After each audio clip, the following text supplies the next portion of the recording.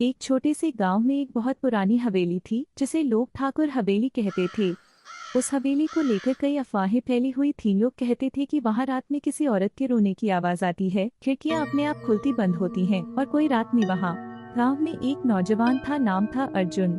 वह पढ़ा लिखा तर्कशील लड़का था और इन भूत प्रेत की बातों पर यकीन नहीं करता था। उसे साबित करना था कि ये सब सिर्फ अंधविश्वास हैं। उसने ठान लिया कि वह रात को उस हवेली में जाकर रहेगा और सबको बताएगा कि डरने की कोई बात। रात के ठीक 12 बजे अर्जुन एक टॉर्च, कैमरा और खाने पीने का सामान लेकर हवेली के भीतर गया। हवेली बेहद पुरानी और जर्जर थी। दीवारों पर फफूंदी थी, सीढ़ियां चरमराती थीं और हर कोने में सन्नाटा पसरा था। मगर अर्जुन निडर था। वह एक कमरे में जाकर बैठ गया, कैमरा ऑन किया और अपने नोट्स लिखने लगा।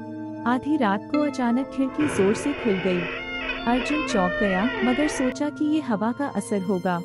लेकिन तभी उसे किसी के चलने की धीमी धीमी आवाज आई।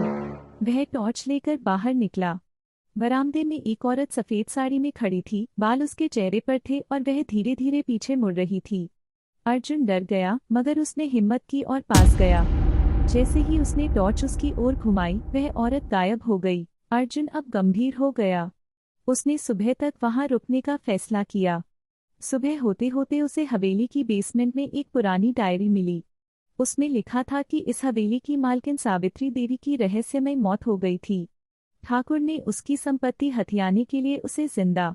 तभी से उसकी आत्मा हवेली में भटक रही थी। न्याय की तलाश में गांव के लोग आज भी अर्जुन को याद करते हैं, जिसने वर्षों पुराना रहस्य उजागर किया और एक आत्मा को मुक्ति दिलाई।